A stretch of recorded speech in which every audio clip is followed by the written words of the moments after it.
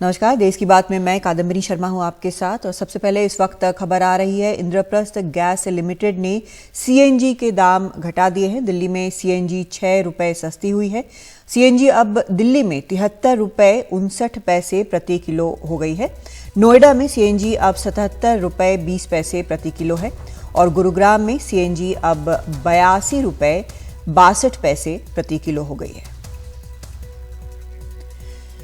रवीश रंजन शुक्ला हमारे सहयोगी इस वक्त फोन लाइन पर हमारे साथ जुड़ रहे हैं। रवीश, एक एक करके अलग अलग जगहों पर सीएनजी के दाम घटते नजर आ रहे हैं।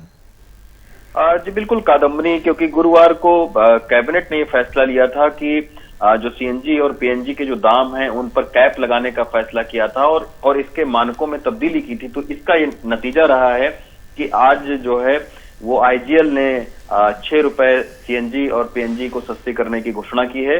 ये कल से लागू होगा, यानी रविवार सुबह 6 बजे से ये जो दरें हैं वो लागू होंगी। आपको पता है कादम्बरी की पिछले एक साल के भीतर, तकरीबन 1.5 साल के भीतर सीएनजी के दामों में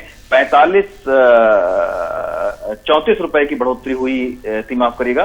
तो 34 रुपए की सवा साल के अंदर में सीएनजी के भीतर में बढ़ोतरी हुई थी। तो इसके वजह से महंगाई भी काफी बढ़ी थी और आम लोग खासा परेशान थे, क्योंकि सीएनजी को एक ग्रीन फ्यूल के तौर पर जाना जाता है और इससे कहीं ना कहीं जो सीएनजी की गाड़ियां हैं उनकी बिक्री पर भी असर पड़ रहा था। तो इसके अब ये जो राहत मिली है, इससे जो है वो महंगाई पर भी काबू पाने में सरकार को सफलता मिलेगी, क्योंकि दिल्ली और ज्यादातर जगहों पर यह देखा जाता है कि सीएनजी से जो चलने वाले ट्रक हैं उनके जरिए ट्रांसपोर्ट होता है जो भी जरूरी सामान होते हैं। तो अब सीएनजी के सस्ते होने से तमाम सारी चीजों की कीमतों पर भी जो है वो आने वाले दिनों में इसका प्रभाव देखने को मिलेगा। रवीश, अपने दर्शकों के लिए एक चीज जरा साफ कर दें, क्योंकि जब हम बोलते हैं कि नोएडा में दाम घटे हैं तो क्या सिर्फ ये नोएडा है या उत्तर प्रदेश के बाकी शहर भी हैं? गुरुग्राम सिर्फ गुरुग्राम है या बाकी का राज्य भी इसमें शामिल है? क्या ये सिर्फ शहर के मुताबिक है या फिर राज्य के मुताबिक भी है? अब जी देखिए कादम्बरी, ये शहरों के मुताबिक भी है, क्योंकि अगर सीएनजी का ट्रांसपोर्टेशन कॉस्ट जो है वो जुड़ता है तो अलग अलग शहरों में इसी की वजह से सीएनजी के जो दाम है वो अलग अलग होते हैं। कि मसलन अगर यूपी की बात किया जाए तो मथुरा में अलग दाम होंगे और नोएडा में अलग दाम होगा। तो उसकी जो ट्रांसपोर्टेशन कॉस्ट होती है वो उसमें जुड़कर फिर वो टैक्स लगता है। तो इसके वजह से अलग अलग शहरों में अलग अलग सीएनजी के दाम हो जाते हैं। तो ये जो दिल्ली के अलग रेट हैं और आप दिल्ली के नजदीक नोएडा, गाजियाबाद के अलग रेट हैं, तो यही वजह है कि जो ट्रांसपोर्टेशन कॉस्ट है वो उसमें जुड़ती है। तो पीएनजी और सीएनजी पर अलग अलग टैक्स लगते हैं, इसके वजह से अलग अलग शहरों में इनके अलग अलग दाम होते हैं। लेकिन एक मोटे तौर पर हम ये देख सकते हैं कि करीब 6 रुपए की जो है वो कमी हर जिले के सीएनजी के जो भी फ्यूल होंगे, जैसे 81 रुपए कहीं पर है तो उसमें 6 रुपए आप जो है वो आप कम कर सकते हैं। तो मोटे तौर पर 6 रुपए की कमी आई है जी। तो ये आप कह सकते हैं कि एक बड़ी राहत है आम लोगों के लिए। बिल्कुल राहत है आम लोगों के लिए। बहुत शुक्रिया आपका रवीश इस पर विस्तार से जानकारी देने के लिए। तो अब आम लोगों को सीएनजी के दाम घटने से काफ़ी राहत महसूस होनी चाहिए, क्योंकि करीब 6 रुपए ये दाम घटे हैं और इसलिए अलग अलग जगहों पर भी दाम घट रहे हैं।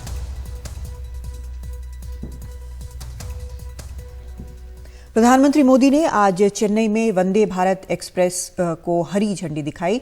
ये वंदे भारत एक्सप्रेस चेन्नई से कोयम्बटूर तक जाएगी। इसके साथ ही पीएम मोदी ने चेन्नई एयरपोर्ट की नई इंटीग्रेटेड टर्मिनल बिल्डिंग का भी उद्घाटन किया।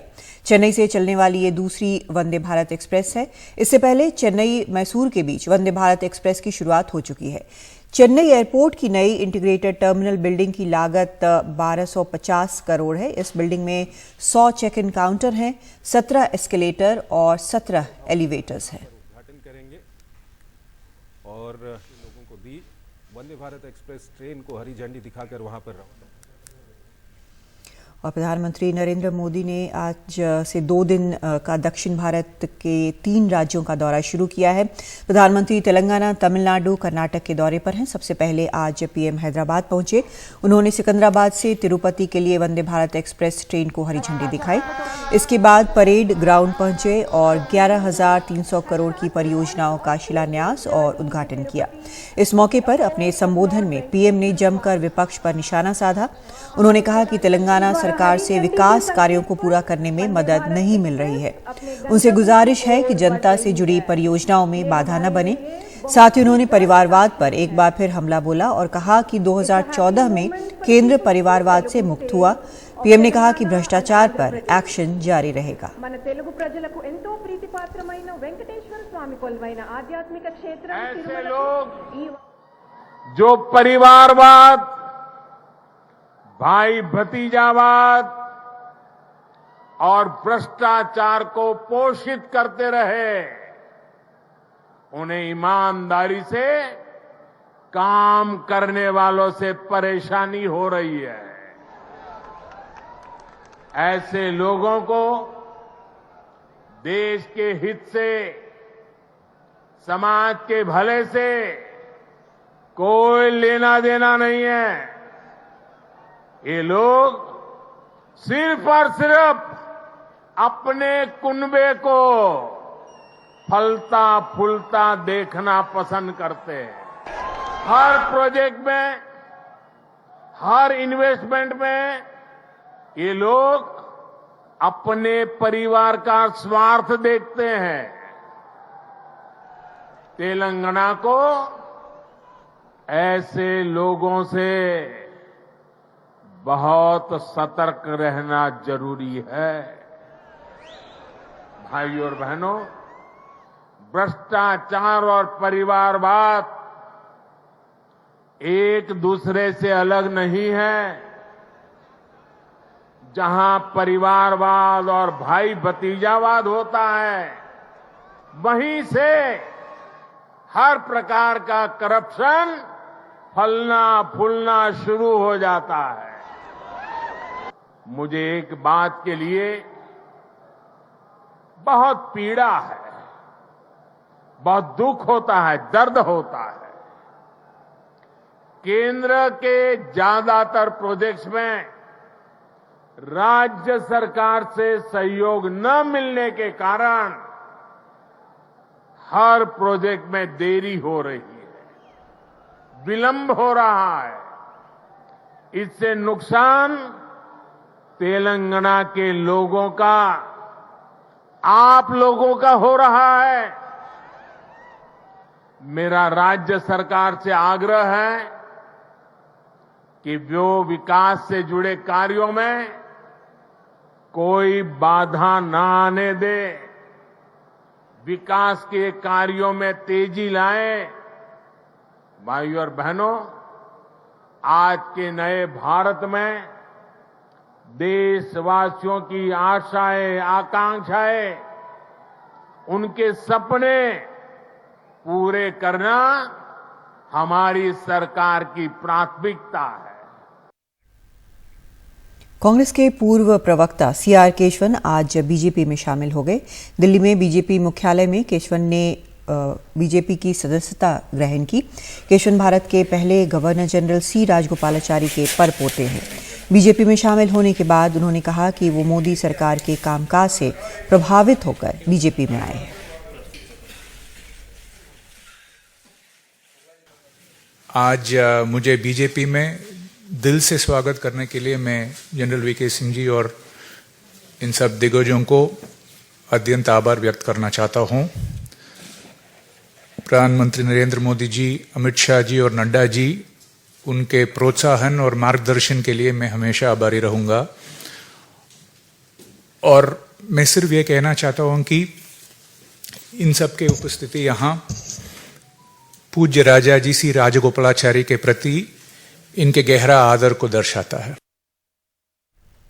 कांग्रेस नेता राहुल गांधी की कर्नाटक के कोलार में होने वाली रैली टल गई है। कोलार में पहले 9 अप्रैल को रैली होनी थी, अब ये रैली 16 अप्रैल को होगी। कांग्रेस नेता राहुल गांधी ने 2019 में मोदी सरनेम वाला बयान कर्नाटक के कोलार में ही दिया था, जिसके चलते सूरत कोर्ट ने उन्हें 2 साल की सजा सुनाई और उनकी लोकसभा सदस्यता चली गई।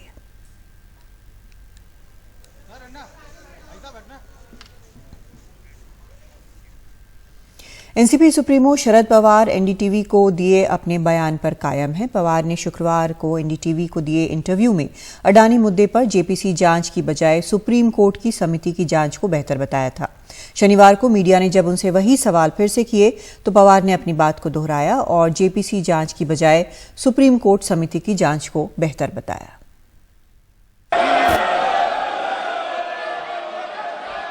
कांग्रेस और कई दूसरे विपक्षी दल अदानी उद्योग समूह मामले में जेपीसी यानी ज्वाइंट पार्लियामेंट्री कमेटी की मांग पर अड़े हुए हैं, जबकि प्रमुख विपक्षी नेता और एनसीपी सुप्रीमो शरद पवार ने एक बार फिर जेपीसी की बजाय सुप्रीम कोर्ट की समिति की जांच को बेहतर बताया है। हमें ऐसे लगता है कि जेपीसी का जो कॉम्पोजिशन होगा, ये कॉम्पोजिशन में समझो 21 सदस्य की जेपीसी हो तो इसमें 15 लोग रूलिंग पार्टी के रहेंगे और 5 या 6 लोग अपोजिशन के रहेंगे। तो जहाँ ओवरवेलमिंग मेजॉरिटी रूलिंग पार्टी की है, वहाँ देश के सामने सच्चाई क्या है, वो कहाँ तक आएगी, इस बारे में कोई भी आशंका पैदा कर सकता है।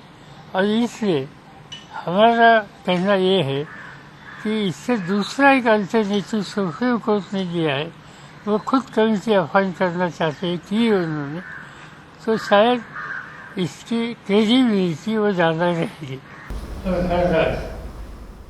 एक दिन पहले ही शरद पवार ने एनडीटीवी को दिए एक्सक्लूसिव इंटरव्यू में जेपीसी की मांग को व्यर्थ बताते हुए सुप्रीम कोर्ट की समिति की जांच को ही सही बताया था। पवार ने हिंडनबर्ग रिपोर्ट पर सवाल उठाते हुए अदानी को टारगेट किए जाने का दावा किया। ये इश्यूज जो रखे गए, वो रखने वाले कौन है, इसकी सोचने की आवश्यकता थी। हमने तो कभी नाम भी सुना नहीं था जिसने स्टेटमेंट दे दिया। नंबर 2, इसकी बैकग्राउंड क्या है। नंबर 3, जो कुछ इशूज रेज करते हैं और इससे देश में हंगामा होते हैं, तो इसकी कीमत देश की ओवरऑल सिचुएशन, इकोनॉमिक, इसको कितनी देनी पड़ती है, ये बातें हम नज़रअंदाज नहीं कर सकते। यहाँ टारगेट किया गया इससे लगता है इंडिविजुअल इंडस्ट्रियल ग्रुप इस देश का, इसको हमला किया गया ऐसे लगता है। शरद पवार के इस बयान के बाद विपक्षी एकता पर सवाल उठने शुरू हो गए हैं। हालांकि महाराष्ट्र में एमवीए के 2 और प्रमुख घटक दल शिवसेना और कांग्रेस इसे शरद पवार का व्यक्तिगत मत कहकर टकराव से बचते नजर आ रहे हैं। शरद पवार जी का वो व्यक्तिगत मत हो सकता है, लेकिन जेपीसी उसमें होना ही चाहिए और बगैर जेपीसी से इसका वास्तविकता आगे आ नहीं सकती है। सभी दल के वहाँ पर सांसद होते हैं, उनकी संख्या सत्ता पक्ष की ज़्यादा है तो उनके ज़्यादा रह सकते हैं, लेकिन वास्तविकता जब जनता के सामने आएंगी तो आने दो ना। शरद पवार साहब ने ये कहा है कि विपक्ष जेपीसी की मांग कर रहा है, लेकिन जेपीसी से कोई मतलब साध्य नहीं होगा। जेपीसी का चेयरमैन बीजेपी का होता है, जेपीसी के जो मेंबर्स होते हैं वो कमेटी के, उसमें बहुमत बीजेपी का होता है, तो जो उनको चाहिए वही रिपोर्ट वो बना देंगे। एक पर्याय दिया है, एक विकल्प है न्यायालयीन जांच, ये पवार साहब का कहना है। तो ठीक है, ये ममता बनर्जी हो या तृणमूल कांग्रेस या एनसीपी, अडानी के बारे में उनकी अलग राय है, हो सकती है अपनी राय, लेकिन उसका मतलब ये नहीं कि जो एकजुट है विपक्ष की उसमें कोई दरार आ जाए। कोई दरार नहीं आएगी, ना महाराष्ट्र में आएगी, ना राष्ट्रीय स्तर पर आएगी। शरद पवार के इस बयान का विपक्षी एकता पर भले कोई असर न हो, लेकिन इससे कारोबारी घरानों को सियासी लड़ाई में घसीटने की कांग्रेस की कोशिश को बड़ा झटका जरूर लगा है, क्योंकि पवार ने साफ कहा है कि सरकार को घेरने के लिए पहले हम टाटा बिरला को निशाना बनाते थे, लेकिन जब हमने उनके योगदान को देखा तो हैरान रह गए थे कि क्यों हम टाटा बिरला कर रहे थे। आज उनका नाम आगे नहीं है, अब अदानी अंबानी आ गए हैं। इसलिए सरकार पर हमला करना हो तो अदानी अंबानी का नाम लिया जाता है। मुंबई से सुनील सिंह, एनडीटीवी इंडिया के लिए।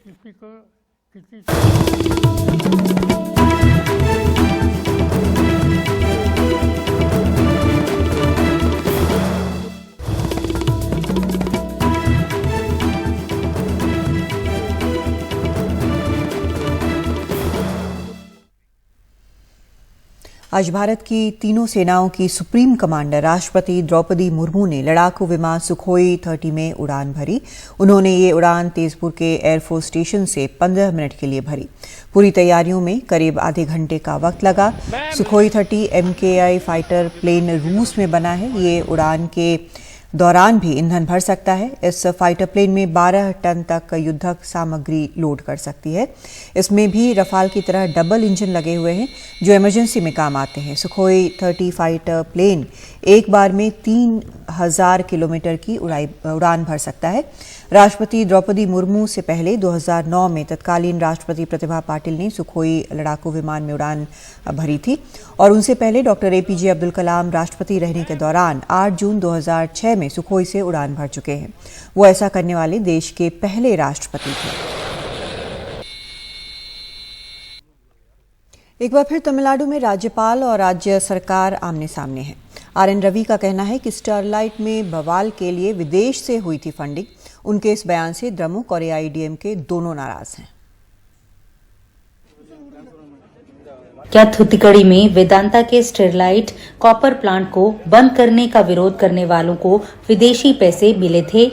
तमिलनाडु के राज्यपाल RN रवि का मानना यही है कि प्रदर्शनकारियों को या तो विदेशी फंडिंग हुई थी या फिर वो गैर सरकारी संगठन से थे। Now take the case of Starlight. थुत्तुकुड़ी में हुए स्टारलाइट केस को ही ले लीजिए। उस केस में पूरी तरह से विदेशी फंडिंग हुई थी। आखिरकार क्या हुआ? पुलिस फायरिंग हुई और निर्दोष लोग मारे गए। राज्यपाल के इस बयान ने तमिलनाडु में सियासी हलचल पैदा कर दी है।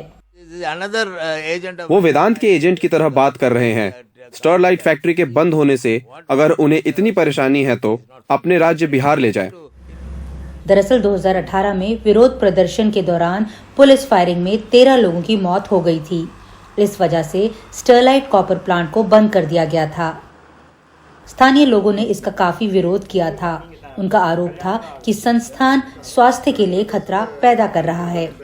दिलचस्प बात यह है कि इसी हफ्ते केंद्रीय गृह मंत्रालय ने संसद को बताया था कि उसने द अदर मीडिया नाम के NGO के खिलाफ शिकायतें मिली हैं और वो इस बात की जांच कर रहा है कि क्या ये NGO इन पैसों से थुत्तुकुड़ी में हो रहे प्रदर्शन में तो नहीं कर रहा था। वैसे विदेशी अनुदान के दुरुपयोग के आरोप में NGO ऑक्सफैम इंडिया के खिलाफ CBI की जांच के आदेश केंद्रीय गृह मंत्रालय ने दे दिए हैं। ऑक्सफैम इंडिया पर FCRA नियमों का उल्लंघन कर भारत स्थित कई NGO की फंडिंग का आरोप है। मंत्रालय ने संसद को ये भी बताया कि पिछले 5 सालों में 6,677 NGO पर नियमों पर अमल न करने के चलते कार्रवाई की गई है। नई दिल्ली से नीता शर्मा, NDTV इंडिया के लिए।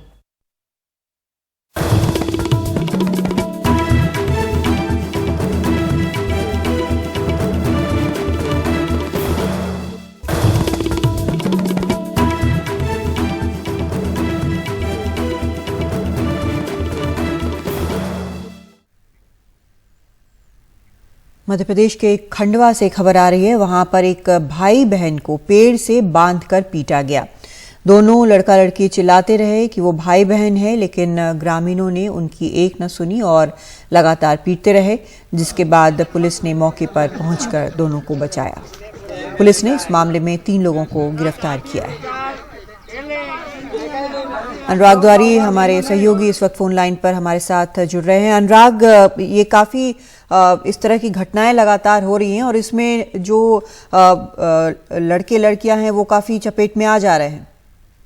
बिल्कुल कादम्बिनी, ये खंडवा जिले के पिपलौद का मामला है। पिपलौद का एक बामंदा गांव है। वहां पर एक लड़का अपनी बहन से मिलने बामंदा में पहुंचा था। घर में वो अकेली थी और उनके जो परिजन थे वो घर पे नहीं थे और इसीलिए वो बाहर ही बैठकर खटिया पर बात कर रहे थे। लेकिन वहां लोगों को कुछ शक हुआ और उन्होंने बिना पूछे उन लोगों को पेड़ पे लाकर बिठा दिया पेड़ के पास। वो बार बार कहते रहे कि वो रिश्तेदार है, भाई बहन है, लेकिन उनकी एक नहीं सुनी, उनको पीटने लगे और उनको उस पिटाई का वीडियो भी बना और वो वायरल हो गया। अब इस मामले में पुलिस ने 3 लोगों पर मामला दर्ज कर लिया है और उन्हें गिरफ्तार कर लिया है। जी, बहुत शुक्रिया अनुराग इस जानकारी के लिए।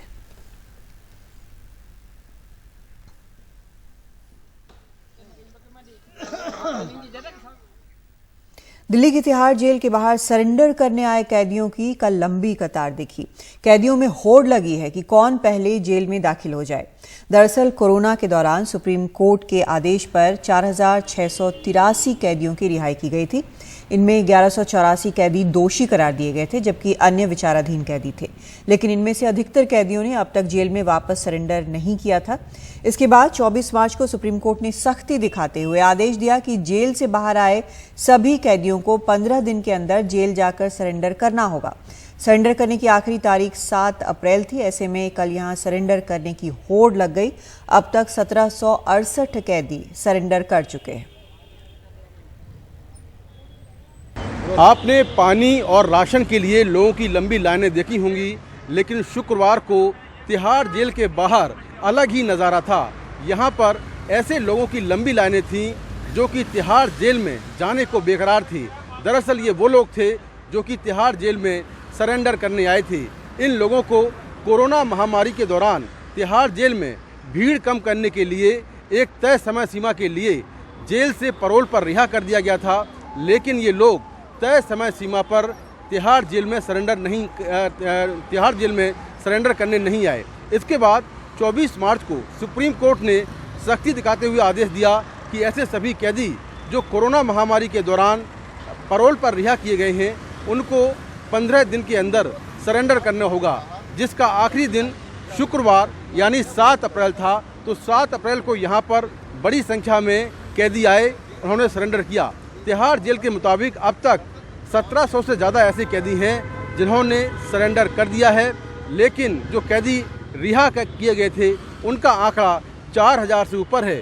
यानी कि अभी भी ऐसे बहुत सारे कैदी हैं जो कि सरेंडर करने नहीं पहुंचे हैं। अगर वो नहीं पहुंचेंगे तो उनके खिलाफ सख्त कार्रवाई की जाएगी और जो कैदी फरार हो जाएंगे उनकी तलाश पुलिस करेगी। तो भारत के कोने कोने से यहाँ पर कैदी शुक्रवार को सरेंडर करने आए और यहाँ पर सरेंडर करने वालों की लंबी लाइनें देखी गई। नई दिल्ली से मुकेश सिंह सेंगर, एनडीटीवी इंडिया। पंजाब सरकार का एक नया फैसला है। सरकारी दफ्तरों के खुलने का समय बदला गया है। सरकारी दफ्तर अब सुबह 7:30 से दोपहर 2 बजे तक खुलेंगे। 2 मई से ये वक्त जो है सरकारी दफ्तरों का वो बदला जा रहा है। 2 मई से 15 जुलाई तक ये आदेश लागू रहेगा। असल में बिजली की डिमांड में कमी आएगी, ये जो वहाँ के चीफ मिनिस्टर हैं भगवंत मान उनका कहना है, और इसीलिए ये फैसला लिया गया है। बिजली की मांग में करीब 350 मेगावाट की कमी आने की संभावना बताई जा रही है।